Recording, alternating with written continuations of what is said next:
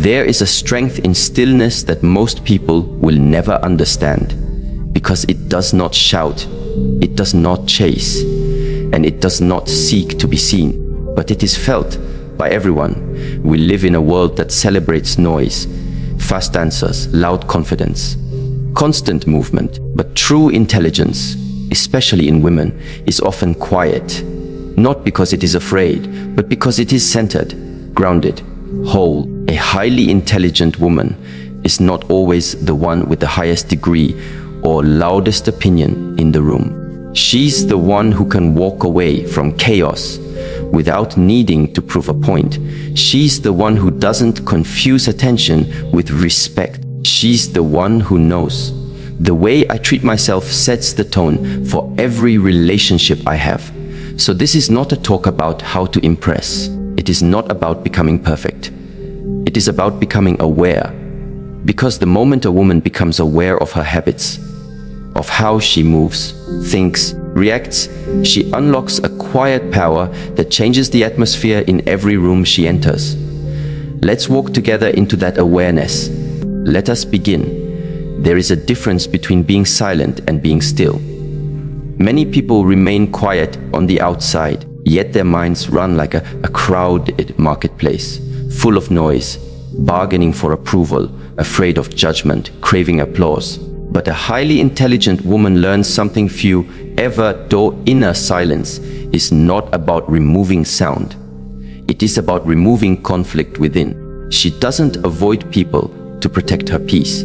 She simply doesn't allow everything to access her attention. Her mind becomes a sacred space, not open to all conversations, not exposed to every emotional weather.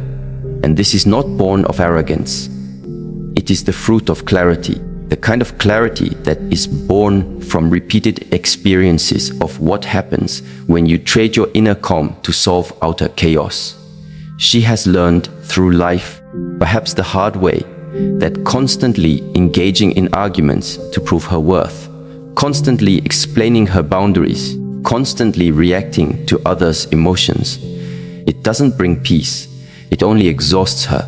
In neuroscience, there's a concept known as cognitive load. It refers to how much information your brain is processing at any given moment.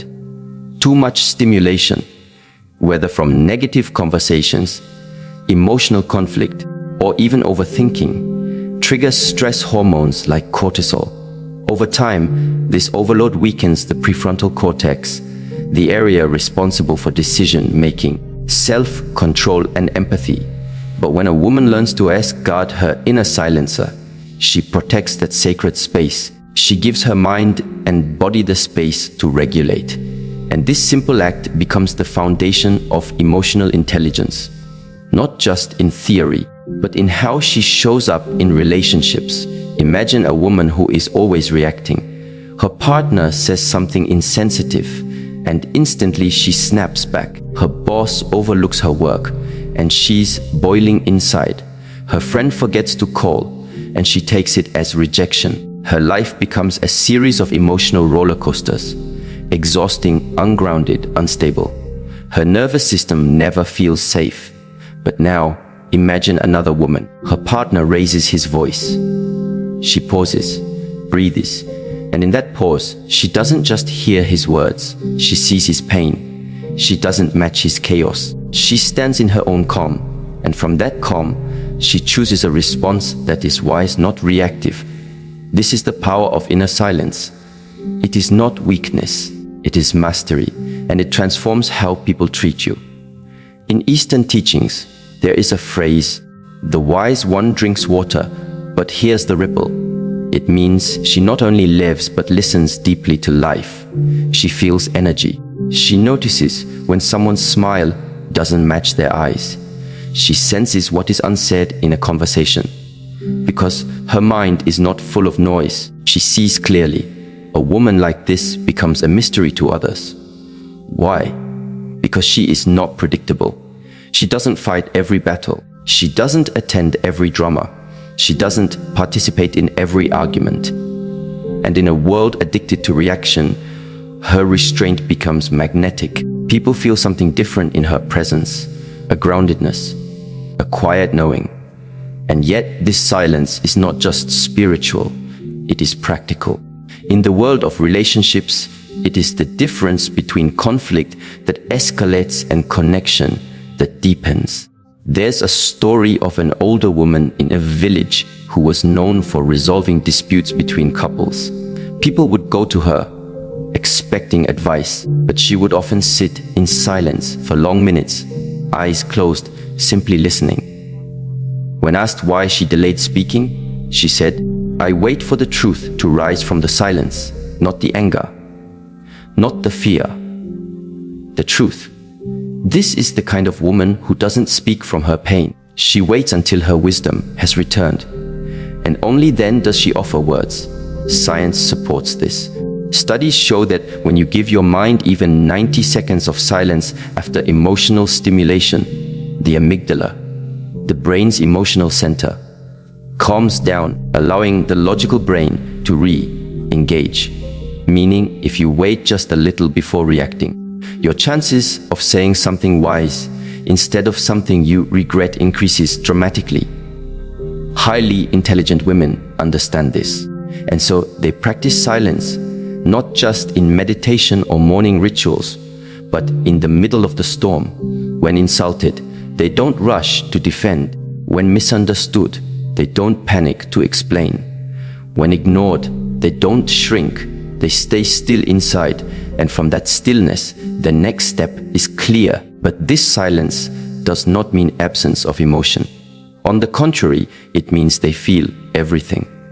But they are not ruled by anything. This brings us to the second habit, knowing when to be soft and when to be steel. Softness is often mistaken for weakness, and strength is often confused with harshness. But a highly intelligent woman has grown beyond these illusions. She has been both too soft and been walked over. She has been too hard and pushed love away.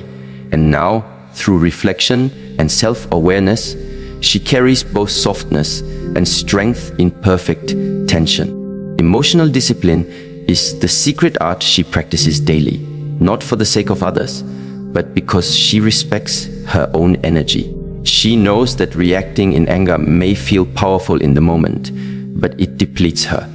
She knows that always being the one who forgives too quickly, who bends too easily, who stays silent to avoid conflict, costs her dignity in the long run. So she learns a new rhythm. When a man disrespects her boundary, she doesn't scream. She just stops granting him access to her presence. When a friend only calls when they need something, she doesn't scold. She simply stops answering every time. When life overwhelms her, she doesn't collapse. She slows down, listens to her body, and adjusts her pace. This is steel, quiet, calm, firm, unshakable. But within that steel there is still softness.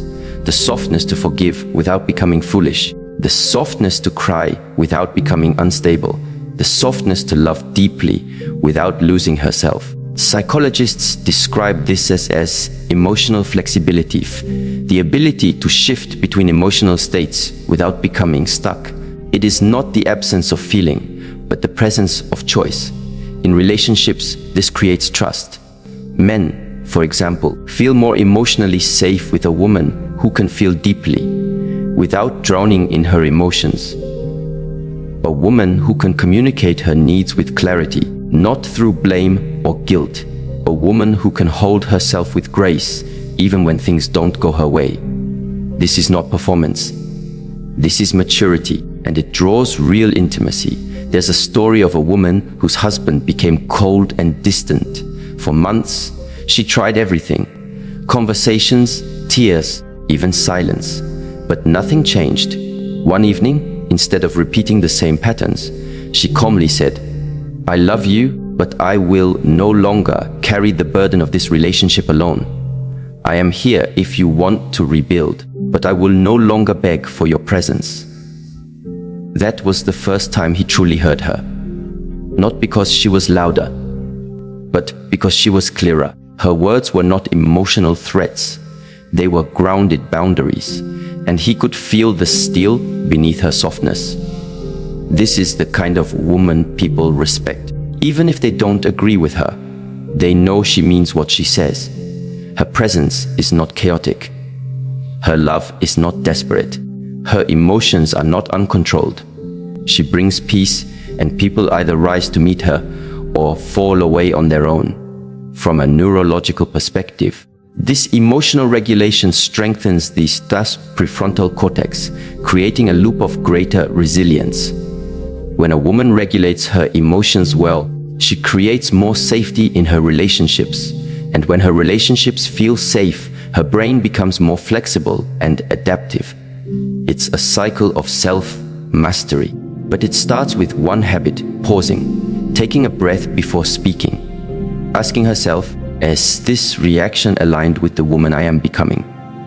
Choosing the tone, the timing, and the truth of her words. And even when she stumbles, which all humans do, she doesn't shame herself. She reflects, she adjusts, she grows. That is emotional intelligence in action. A woman who knows when to be soft and when to be steel is not easy to manipulate. She cannot be guilted into overgiving, nor provoked into regrettable words. She moves with purpose, and this brings an invisible but unmistakable power to her relationships.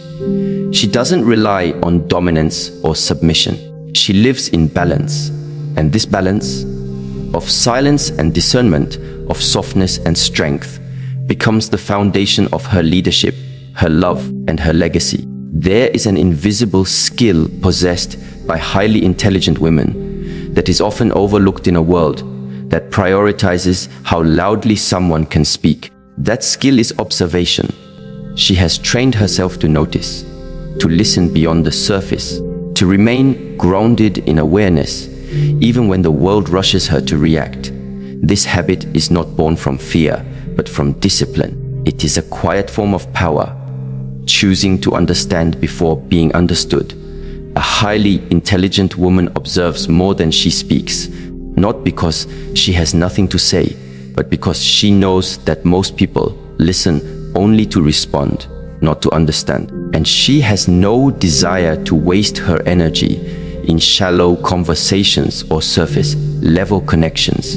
There's a story of a woman who walked into a new workplace. While others rushed to assert themselves, prove their worth, and mark their territory, she sat back for the first few weeks. She watched, she listened, she observed how people spoke when the manager was present versus when he wasn't. She noted who took credit, who took responsibility, and who remained silent in conflict. By the end of the month, she had built a map, not just of roles and titles, but of personalities, energy, motives, and trustworthiness. This habit of quiet observation allowed her to move with wisdom rather than anxiety. When she eventually spoke, her words carried weight, not because she was louder than others, but because her insight was rooted in presence. And presence is rare. When a woman truly sees people, not through judgment, but through clarity, she earns a level of respect that can't be demanded. Neuroscience supports this. The act of deep observation activates the mirror neuron system, a network in the brain that allows us to empathize and intuitively understand others' emotional states. When a woman trains herself to observe, not just words, but tone, posture, and energy, she sharpens her intuition. This intuition, or what some might call a woman's sixth sense, is not mystical. It is the result of attention combined with emotional literacy. Many women have shared stories of looking back and realizing they saw the red flags, but ignored them. The man who never met their eyes when apologizing. The friend whose praise always had a hint of competition. The colleague who was warm in public but dismissive in private. All the signs were there, but they were buried under the noise of business, distraction, and the desire to assume the best. But the highly intelligent woman does not rush to conclusions, nor does she rush to defend her view. She pauses. She reflects. She notices how people behave when they are angry, when they are happy, when they feel powerful, and when they feel threatened. She listens with all her senses because she understands that people reveal themselves not just in what they say, but in how they say it and in what they choose to stay silent about. In relationships, this habit becomes a form of protection and intimacy at the same time.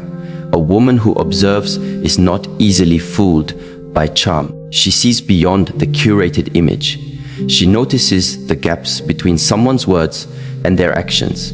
She watches how a man treats waiters, speaks about his ex, handles rejection, or responds to being corrected. And from these small details, she understands his character. But she also uses her observation to nurture love. She notices when her partner is quiet not because he's distant, but because he's burdened. She senses when something is off, not because he says so, but because his energy is different. And this allows her to show up in ways that create safety, because she is not guessing, she is paying attention. A wise woman once said, "I don't ask many questions. I just watch the answers present themselves." This calm awareness makes her presence magnetic. She listens in a way that makes people feel seen. She notices the small things. How someone's voice changes when they talk about their dream. How their shoulders drop when they finally feel safe. How their eyes light up when they talk about childhood. And because she sees people, people open up to her. But her observation is not passive. She uses it to guide her own behavior as well. She watches her own tone when she's tired. She observes the patterns of her own thoughts when she's feeling insecure. She becomes a student of her inner world, and this is where observation becomes transformation. When she can observe herself without harsh judgment, she is able to change with grace. She notices when she's falling into old habits, people-pleasing, over-explaining, emotional withdrawal. And because she sees these things clearly, she is not a slave to them. This self-awareness brings emotional freedom. It is the difference between saying, "That's just who I am," and saying, "That was who I used to be." From this grounded place of observation, another powerful habit emerges. Creation. A highly intelligent woman is not content simply consuming information, trends, opinions, or approval. She creates space for her mind. She creates time for her well-being. She creates beauty in her surroundings, peace in her relationships, and structure in her days. This creation is not always public.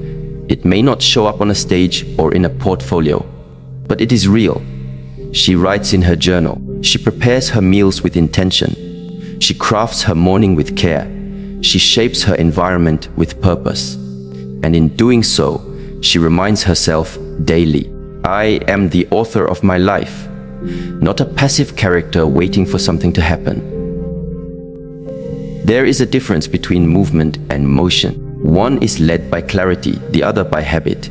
A woman who is always scrolling, reacting, rushing, checking, she is in motion. But a woman who pauses to create, who reads to grow, writes to reflect, builds to express, that woman is in movement, intentional, directed, alive. This shift from consumption to creation changes everything in relationships. When a woman is always consuming advice, approval, opinions, she loses connection to her own wisdom. She begins to depend on others to tell her what is right, how she should feel, and who she should be. But when she creates, she reclaims that power. Her journal becomes her counselor. Her routines become her sanctuary. Her silence becomes her teacher. In romantic relationships, this habit prevents emotional dependency. She doesn't rely on her partner to provide her sense of purpose or emotional stability. She brings a full life to the table. She creates joy, not waits for it. She initiates care, not demands it. And this makes her love generous, not desperate. There's a story of a woman who went through a painful breakup. Her identity had been wrapped in the relationship. After it ended, she found herself lost. For months, she consumed everything: self-help books, online courses, therapy sessions. They all helped, but something was still missing. Then, one day, she picked up her old paintbrush. She hadn't painted in years. As she began to create again, something shifted. The grief didn't disappear, but it transformed. Her art gave her a voice, a mirror, a place to return to herself. She later said, "It wasn't the painting that healed me. It was the reminder that I still had something to offer the world beyond my pain." This is the wisdom of creation. It is not about producing masterpieces. It is about practicing presence. And in that presence, a woman remembers who she is. Science echoes this truth. Engaging in creative activities activates the brain's default mode network, which supports self-reflection, emotional processing, and even problem-solving. When a woman creates, she is not escaping her reality. She is integrating it. This habit also reshapes her relationship with time. She no longer feels like life is happening to her. She becomes a participant, not just a responder. She chooses how to start her day, how to end it, how to rest, and how to reconnect. She doesn't just consume food. She creates nourishment. She doesn't just consume media. She creates boundaries around it. She doesn't just consume relationships. She contributes to them, brings life into them. And as she does, something beautiful happens. Her energy becomes magnetic. People can feel when a woman is living with intention. Her presence carries depth. She doesn't chase attention. She doesn't compete. She simply is. And that is more powerful than any performance. But this creation also requires discipline. It is easier to scroll than to write. Easier to react than to build. Easier to binge than to reflect. And so, the highly intelligent woman does not wait to feel inspired. She creates a rhythm, a space in her life where creation becomes habit. Whether it's 10 minutes in the morning, a silent walk in the evening, or one day a week unplugged from the world, she commits, and in doing so, she finds herself again and again, not in the noise, but in the quiet act of choosing what she brings into the world. Observation teaches her what is. Creation reminds her what can be. And together, they form the core of a life lived with purpose, not performance. There is a quiet elegance in a woman who does not need to explain her boundaries. She does not announce them with aggression. She does not beg for them to be respected. She does not break herself just to avoid making others uncomfortable. Her boundary is not a brick wall. It is a natural rhythm. And those who can dance with that rhythm stay. Those who cannot fade quietly into the background of her life. A highly intelligent woman understands that boundaries are not about keeping people out. They are about keeping her energy aligned. She has learned through life's experiences that giving too much of herself to people who give too little in return leads to depletion, resentment, and disconnection from her own center. And so her boundaries become sacred, not enforced by force, but by consistency. When a person continually shows that they do not value her time, she does not shout. She simply becomes less available. When someone crosses a line, even subtly, with disrespect or manipulation, she does not plead for them to see her worth. She retreats with grace, with peace, with finality. And in that retreat, she sends a powerful message, not through words, but through behavior. I choose myself. The world often misunderstands women who do this. They are called cold, distant, too proud. But what is missed is the wisdom behind their silence. They have cried behind closed doors. They have bent too far before. They have explained their pain to deaf ears. And in that fire, they were forged not into stone, but into clarity. And clarity has no need to scream. In psychology, the concept of enmeshment refers to a loss of personal boundaries in relationships, where one person's identity becomes so entangled with another's that their sense of self becomes blurred. Highly intelligent women have often lived through such entanglements. They have loved so deeply that they lost themselves, and when the love was not returned with respect, they were left empty. But instead of becoming bitter, they became better. Not louder, but clearer. And from that clarity, they began to rebuild a life where their boundaries were not reactions, but reflections of self-respect. Consider the woman who always said yes. Yes to helping. Yes to staying late. Yes to forgiving without healing. She thought that love meant self-sacrifice, and that being available meant being valuable. But inside, she was quietly breaking. No one noticed because she didn't show it. Until one day, she could no longer give what she didn't have. She reached the edge of burnout, not just physically, but emotionally. It was in that stillness, after exhaustion had emptied her, that she realized something sacred. No one was going to give her the life she deserved unless she claimed it. And claiming it meant boundaries. She began small, turning her phone off after 8 p.m., not explaining why, just doing it. Saying no to events she didn't feel aligned with, canceling plans when her body needed rest, refusing to respond to disrespect, even if it came with compliments. And slowly, the world around her adjusted. Some people drifted away. Others grew closer, now treating her with the respect she had begun to show herself. A woman who does not explain her boundaries is not unkind. She is simply no longer available for dynamics that dishonor her. She knows that a man who is right for her will not require her to shrink, to overextend, or to explain herself endlessly just to be understood. He will read her silences. He will respect her rhythm. He will value her peace. In relationship dynamics, this becomes a filtering mechanism. People who are accustomed to testing others' limits through guilt, emotional manipulation, or subtle coercion will quickly find no entry point. She does not engage in emotional tug-of-war. She lets go, even if it hurts, because to her, no connection is worth the price of abandoning herself.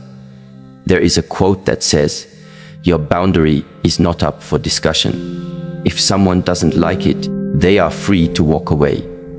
The highly intelligent woman embodies this truth, not as a defense mechanism, but as a lived philosophy. She has nothing to prove. Her presence is her answer. Her absence is her answer. Her peace is her answer. But boundaries are not only about others. They are also about herself. She sets boundaries with her own tendencies to overthink, to self-criticize, to revisit wounds that are trying to heal. She notices when her mind is spiraling into old stories, stories where she wasn't enough, wasn't loved, wasn't chosen. And she gently says to herself, "Not today. I no longer live there." But this self-boundary becomes an act of inner leadership. She is no longer at the mercy of every thought or emotion. She respects her own energy too much to allow it to be wasted on regret or revenge. Her attention becomes sacred currency, and she spends it only on what aligns with her truth. One woman shared how she used to let people explain away their bad behavior. He didn't mean it. She's just under stress. They're doing their best. But over time, she realized that constantly making room for others' inconsistency was erasing her own integrity. She wasn't just allowing them to mistreat her. She was teaching them that it was acceptable. And so she shifted. Now, when someone apologizes but doesn't change, she walks away. When someone makes promises but never follows through, she adjusts her expectations, not with resentment, with clarity, because she has learned that love without respect is not love, and attention without consistency is not commitment. In romantic relationships, this kind of woman is both mysterious and grounding. Mysterious because she cannot be easily predicted or controlled. Grounding because her energy brings clarity. Her partner feels the safety of her standards. He knows that love with her is deep, but it is not free of responsibility. She will not chase. She will not convince. She will not compromise her core just to keep someone interested. This is not power through domination. It is power through self-possession. She knows who she is.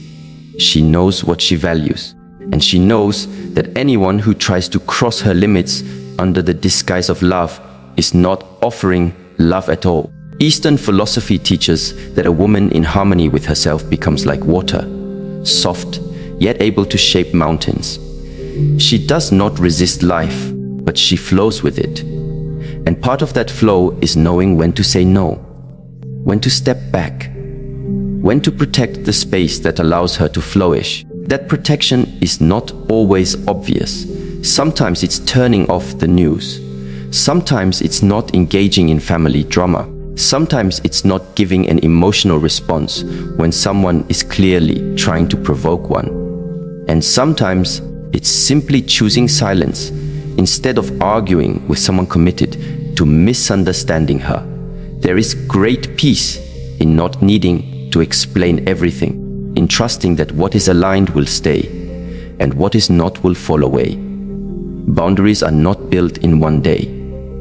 They are shaped through years of experiences, moments of heartbreak, and the quiet decision to never abandon oneself again. A woman who has been through betrayal, disappointment, and confusion eventually arrives at this sacred place. I know how it feels to be treated poorly. I won't allow it again, not from others and not from myself. And so, her life becomes simpler, not because there is no conflict, but because there is less confusion. Her yes is full of presence. Her no is full of peace. And she no longer feels the need to justify either. A woman who walks in this way transforms the atmosphere around her. People become more intentional in her presence, more respectful. Not out of fear, but out of admiration. They sense that this is not someone you can love, not someone you can give breadcrumbs to, not someone you can guilt or gaslight or gradually wear down. This woman has returned home to herself. And in doing so, she teaches others how to treat her, not through lectures, but through embodiment. If someone asks, "Why don't you allow this?" she doesn't answer with a speech. She just smiles and walks away, because her boundary is not an explanation. It is a reflection of her self-worth, and it does not require permission. There is something deeply powerful about a woman who treats herself with dignity, not only in her speech or posture, but in her daily rituals. Not the grand gestures that the world claps for, but the quiet, repetitive actions she performs when no one is watching. These small rituals, often dismissed as unimportant, are actually the architecture of her self-respect. They are the proof of how she values herself, not in theory, but in practice. A highly intelligent woman understands that confidence is not an accident. It is a result of how she speaks to herself, how she feeds herself, how she rests, moves, dresses, listens, walks, and returns to her own center. These things may seem ordinary, but they create her identity. They form the soil from which her relationships, decisions, and inner peace grow. It begins the moment she wakes. A woman in alignment doesn't reach for her phone first thing in the morning. She reaches for stillness, for intention, for presence. She understands that the first thoughts she entertains will shape the mood of her day. And so she creates a morning rhythm that reminds her who she is before the world tries to tell her who to be. It may be a few deep breaths, a warm drink, a handwritten reflection, a few silent moments by the window, not because she has to, but because she honors herself enough to begin her day with awareness.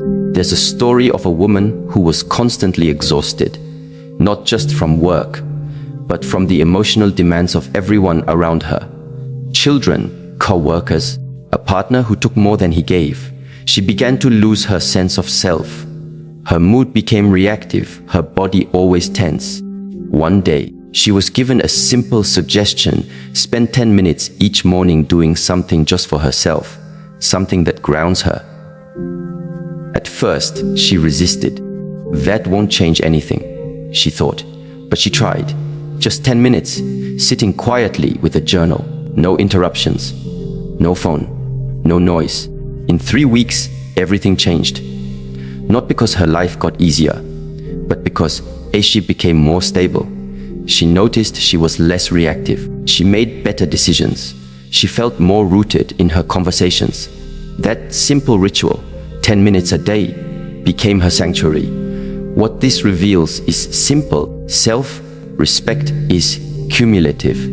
You don't build it through one dramatic act of courage. You build it through daily rituals that remind you of your worth, especially in seasons where others don't see it. A woman who practices this does not look for validation in unhealthy places. She doesn't need a man's constant reassurance to feel beautiful, because she has already taken the time to care for her body with gentleness. She doesn't rely on external applause to feel accomplished, because she already witnessed herself complete what she promised. Even if it was just drinking water, finishing a walk, or writing one honest paragraph, her small wins accumulate. They add up, they become her quiet strength, and this strength reflects in her relationships. A woman who respects herself becomes more selective, not out of arrogance, but out of awareness. She doesn't entertain empty conversations. She doesn't allow inconsistent people to drain her. She doesn't stay in dynamics where she has to repeatedly explain why she deserves care. She's not harsh about it. She just knows that she doesn't have to sacrifice her rituals, her rhythm, or her peace to be loved. The love she desires must match the love she already gives herself. Psychology tells us that rituals create safety in the brain. The human nervous system thrives on predictability. When a woman creates consistent rituals, morning walks, journaling, breathwork, mindful cooking, she communicates to her brain, you are safe, you are grounded, you are cared for. This sense of internal safety translates into how she handles external challenges. Imagine a woman in an emotionally unpredictable relationship. One day, he is attentive. The next, cold and distant. Her heart, constantly confused, begins to question her worth. But because she has anchored herself in daily rituals, she doesn't fall apart. She may feel pain, yes, but she knows how to return to herself. She has trained her nervous system to recognize home, not in another person, but within her own body and breath. This is not theory, it's muscle memory. A woman who nourishes herself daily builds emotional resilience. Her rituals remind her, no matter what happens out there, I have me. And that reminder is what keeps her from spiraling when the world disappoints her. There's a woman who made it a practice to light a candle every evening before bed. It sounds simple, but for her, it symbolized something sacred, that even after a chaotic day, she could return to light. That flame became a meditation, a prayer, a commitment. On nights when she was heartbroken, she still lit it. On nights when she was happy, she lit it. On nights when she felt nothing at all, she still lit it. That consistency became a healing force, a reminder that even if everything around her felt unstable, she was still showing up for herself. And that's the essence of daily rituals. They are not meant to fix you. They are meant to remind you of your dignity, of your strength, of your beauty, of your sacredness. In relationships, this has powerful implications. A woman rooted in ritual will not chase emotional highs. She doesn't need constant drama to feel alive. Her inner world is already rich. She brings calm into relationships, not chaos. She listens better, speaks slower, responds more wisely, because she's not coming from a place of scarcity. She's full. And that fullness is felt. She becomes magnetic, not because of what she says, but because of the peace she carries. A man might not even know why. He feels safe around her. He just does. Because her energy is not scattered. Her attention is not desperate. Her presence is not demanding, she's simply there, whole, grounded, present. This also gives her the strength to walk away when necessary, not out of rage, but out of reverence for herself. She doesn't slam doors, she simply closes them, quietly, without a need to be understood.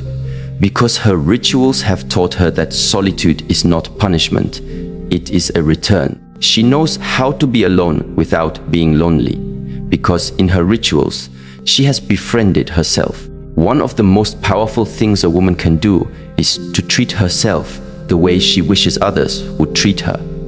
Speak to herself with kindness, feed herself with love, dress herself with grace, rest herself with permission, move herself with respect. When she does this consistently, the world around her begins to mirror it.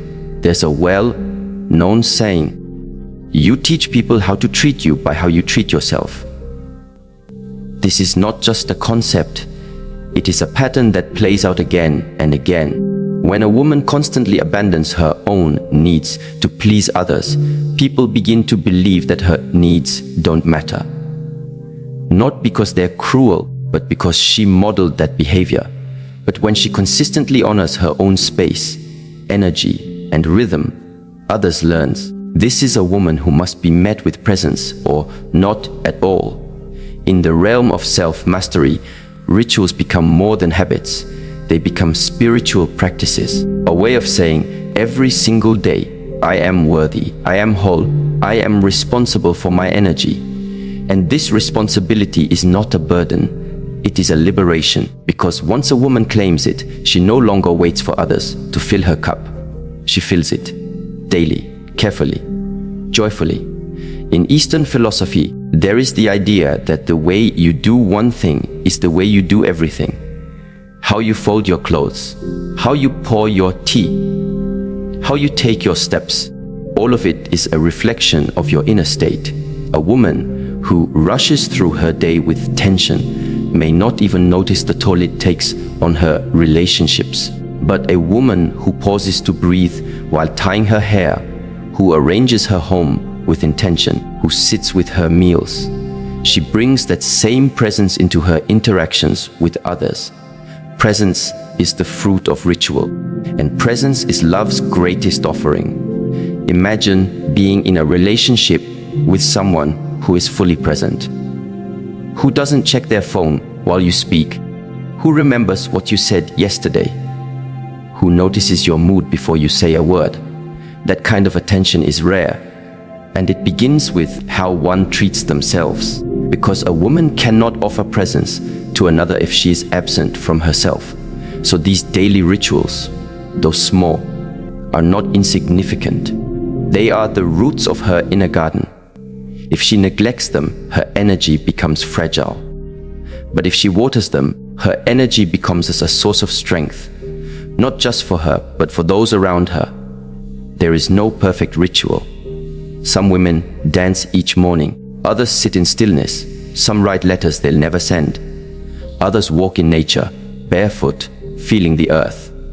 Some pray, some stretch, some sing. What matters is not what she does.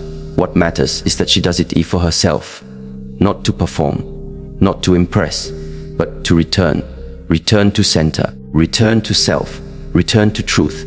And when she does, again and again, her relationships change, not because others suddenly become better, but because as she does, she becomes a woman who knows what she needs. A woman who gives from overflow, not depletion. A woman who walks into rooms not hoping to be chosen, but already knowing she is whole. And this wholeness, it cannot be faked, it must be lived. And it is lived one ritual at a time. When a woman begins to live with this kind of intention, when her habits are rooted in self-respect, her silence is sacred, her emotions are disciplined, her mind is observant, her life is creative, her boundaries are clear, and her rituals are consistent. She no longer walks through the world searching for her worth. She embodies it. She no longer asks, am I enough? Because she feels enough in how she rises in the morning. She no longer wonders, will they stay? Because she no longer clings to those who must be convinced. She becomes a woman whose presence speaks before her words do. Not because she is loud, but because she is aligned. And in that alignment, her relationships shift. Her standards rise. Her circle refines. She no longer fears being alone because she's never disconnected from herself. She no longer settles for crumbs because she prepares a feast within her own soul. Her life becomes her message. Her energy becomes her boundary. Her habits become her protection. And those who wish to walk beside her must first learn to walk with the same integrity she shows herself every single day. That is the mark of a highly intelligent woman, quietly powerful, deeply present, unapologetically whole,